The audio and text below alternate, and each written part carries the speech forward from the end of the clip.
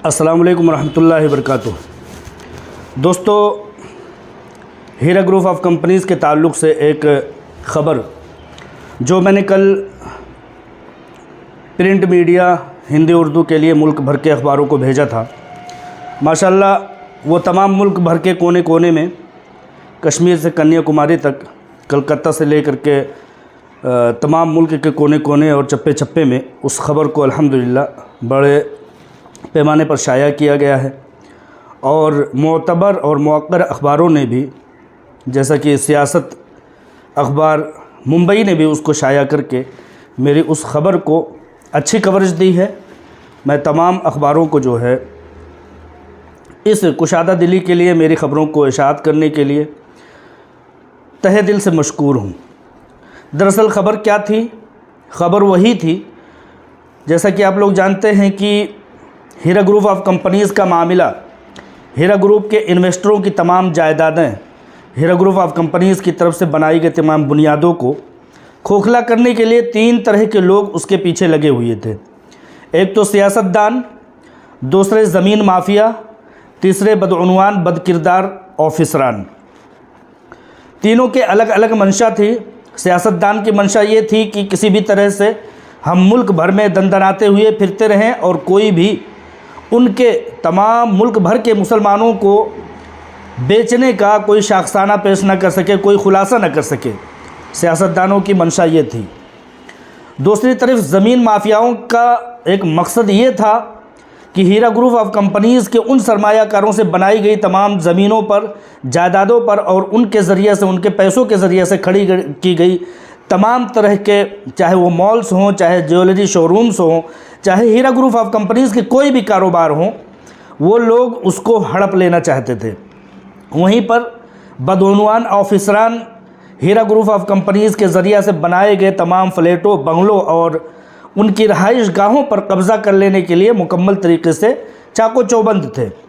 उन्हीं में से एक, बहुत सारी चीज़ें आप लोगों के सामने वक्तन फ़ौक्तन आती रहती हैं। अभी फ़िलहाल मैंने जिस बात को लेकर के आपके सामने आने का मंशा ज़ाहिर किया है वो कुछ इस तरह से है कि जुबली हिल MLA कॉलोनी, वहाँ पर हीरा ज्वेलर्स के नाम से ख़रीदी गई, जहाँ पर कि ज्वेलरीज़ के एक भंडार और रकम और तमाम तरह के पैसे और जवाहरात के वहाँ पर ज़ख़ीरे हुआ करते थे। जब आलमा डॉक्टर नौहरा शेख साहिबा को सख्ती के दिनों में ले जाया गया तो पहले ट्रैफिक पुलिस अहलकार रहने वाला एक ख्वाजा मोइनुद्दीन नामी शख्स, जो अब हैदराबाद और तेलंगाना के वक्फ प्रॉपर्टीज़ के मामलात पर मुंतखब है, वहाँ के सरकारी अहलकारों के ज़रिए से, वहाँ के हुकूमत के ज़रिए से वो तैनात किया गया है। ख्वाजा मोइनुद्दीन नामी शख्स, जिसने कि हीरा ज्वेलर्स के एक बंगले पर, जो कि जुबली हिल पर MLA कॉलोनी में कायम है, उस पर कब्ज़ा किए हुए बैठा हुआ है।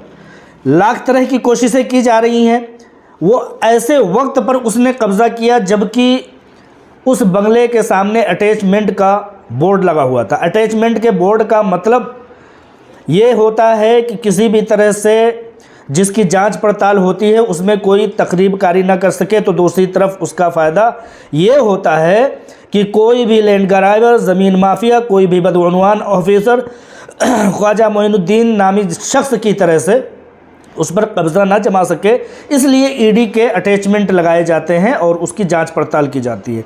लेकिन उस ED के अटैचमेंट के बावजूद भी इस ख्वाजा मोइनुद्दीन नामी ऑफिसर के सर पर किन लोगों का हाथ है कि वो ED के बोर्ड को नज़रअंदाज करते हुए लगे रहने के बावजूद उस घर में, उस बंगले में, हीरा ज्वेलर्स का जो बंगला है, आलमा डॉक्टर नौहरा शेख साहिबा की मातहती में उसको चलाया जा रहा था, ख़रीदा गया था, उसमें वो घुसता है अपने दोस्तों, अपने अकरबा के साथ वहाँ पर घुसता है। वहाँ पर जितने भी पैसे होते हैं, इस वीडियो में मैं आप लोगों को अटैच करके, एडिट करके वो मंजरनामा दिखा दूंगा कि उन्हीं के दोस्तों में से एक शख्स ने उसका वीडियो बनाया जिसमें कि वो लोग पैसों की तकसीम कर रहे हैं उसी बंगले में बैठे हुए। तो इस बात की जानकारी मैंने सबसे पहले honourable prime minister of India को भेजा था। प्राइम मिनिस्टर ऑफ इंडिया ने चीफ सेक्रेटरी ऑफ तेलंगाना को एक लेटर लिख करके इस बात की मालूमात देते हुए कहा था कि इस तरह की एक पिटीशन दायर हुई है, एक दरख्वास्त आई है। दरख्वास्त गुजार ने ये अपील की है कि हीरा ज्वेलर्स के बंगले में एक ख्वाजा मोइनुद्दीन नामी शख्स कब्ज़ा किए हुए बैठा हुआ है और उसमें रहाइश पजीर है।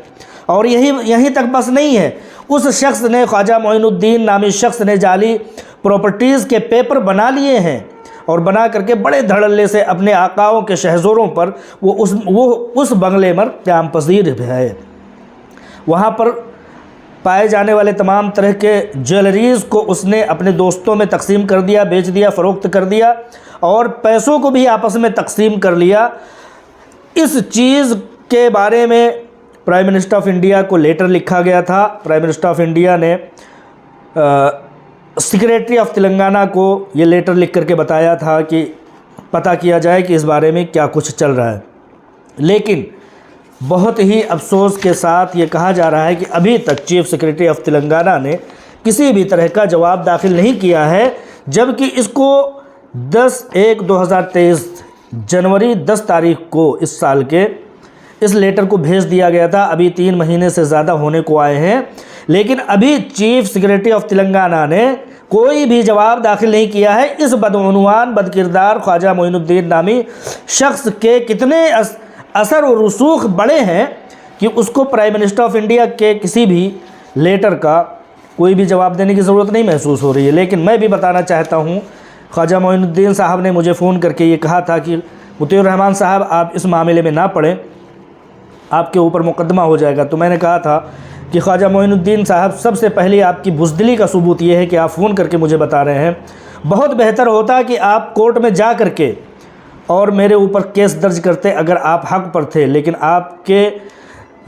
आपकी बातों में झूठ है, आपकी बातों में फ़रेब है और आप दगाबाज शख्स हैं, जिसकी वजह से अभी तक आपको हिम्मत नहीं हो सकी है कि आप कोर्ट कचहरी का रास्ता अख्तियार करें। दूसरी जानिब वही लेटर मैंने दूसरे डिपार्टमेंट्स को भी भेजा था। मैंने सेंट्रल ईडी को भी भेजा था और उनको भी इस बारे में, जैसे कि प्राइम मिनिस्टर ऑफ इंडिया को बताया था कि हीरा ज्वेलर्स के नाम से ख़रीदी गई इस प्रॉपर्टी पर ख्वाजा मोइनुद्दीन नामी शख्स कब्ज़ा किए हुए है और इस बारे में जांच करते हुए मुजरिम शख्स को कैफरे किरदार तक पहुंचाया जाए और हीरा ग्रुप ऑफ कंपनीज़ के सरमायाकारों के ज़रिया ख़रीदी गई, सरमायाकारों के पैसों की अमानतों के ज़रिए से ख़रीदी गई इन प्रॉपर्टीज़ को बचाने की मैंने अपील की थी। लिहाजा वित्त मंत्रालय, वज़ीर ख़जाना ने भी लेटर लिखते हुए सचिव अल्पसंख्यक कार्यालय को भी लिखा है, निदेशक प्रवर्तन निदेशालय को भी लिखा है, यानी ईडी को भी लिखा है और मिनिस्ट्री ऑफ माइनॉरिटी को भी लिखा है। और कार्रवाई करते हुए दूसरे लेटर में वज़ीर ख़जाना ने भी इस पर कार्रवाई की है, जिसकी ख़बर मैंने कल अखबारों को, प्रिंट मीडिया को इस लेटर के हाथ में आने के बाद मैंने ये जानकारी दे दी थी, जिसको बड़े पैमाने पर अखबारों ने शाया किया। और ख्वाजा मोइनुद्दीन नामी वक्फ प्रॉपर्टीज़ के मामले पर फायज़ अभी फ़िलहाल ऑफिसर रहा हुआ, उस शख्स के ऊपर कार्रवाई करने के बारे में अखबारों को भी, मीडिया को भी मैंने बताया और बड़े पैमाने पर वो ख़बर आज सर्कुलेट हो रही है सोशल मीडिया पर। मैं कहना चाहता हूँ आप तमाम हीरा ग्रुप ऑफ कंपनीज़ के सरमायाकारों से कि जहाँ आलमा डॉक्टर नौहरा शेख साहिबा आप लोगों के पैसों के बचाने की कोशिश में लगी हुई हैं, वहाँ जहाँ आप दूसरे अफवाहों पर नज़र रखते हैं, इन हकीकत हाल पर भी आप नज़र रखें। आपका पूरा हक़ है कि हीरा ग्रुप ऑफ कंपनीज़ के साथ उनकी लड़ाई में, जो लड़ाई सिर्फ़ और सिर्फ आप लोगों के लिए चल रही है, उसमें आप लोग मुकम्मल तरीके से सहयोग करें।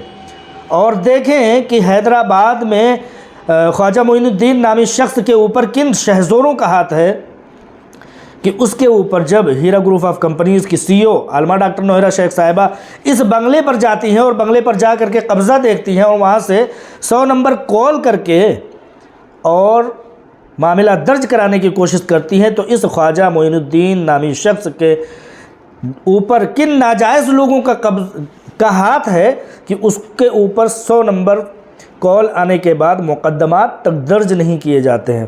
खैर, इनका भी वक्त आएगा, मुकदमात दर्ज हो चुके हैं इनके ऊपर भी, अभी कार्रवाइयाँ दूसरे मराहिल में हैं। लेकिन जब तक हम इस मामले में हीरा ग्रुप ऑफ कंपनीज़ के सरमायाकार इस मामले में हीरा ग्रुप ऑफ कंपनीज़ का साथ देते रहेंगे और ख्वाजा मोइनुद्दीन नामी शख्स और तमाम तरह के ज़मीन माफिया, लैंड ग्राइबर ऑफिसर, बदउनवान ऑफिसर और वहाँ पर बैठे हुए तमाम तरह के बदउनवान पूरे मुल्क भर में घूम फिर करके वोटों को फ़रोख्त करने वाले लीडरान का हम चेहरा आवाम के सामने लाते रहेंगे, इस हकीकत हाल के साथ कि आखिर ये ज़मीनों की बड़ी बड़ी जायदादें तुम अपने कब्रों में नहीं ले जा सकोगे।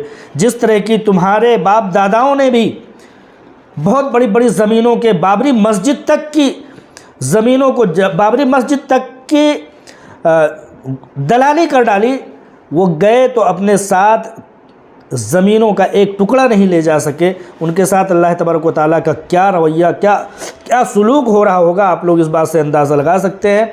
लिहाजा इन तमाम बदउनवानों को मैं इतना कहना चाहता हूँ कि एक भी इंच अपने साथ आखिरत में नहीं ले जा सकते।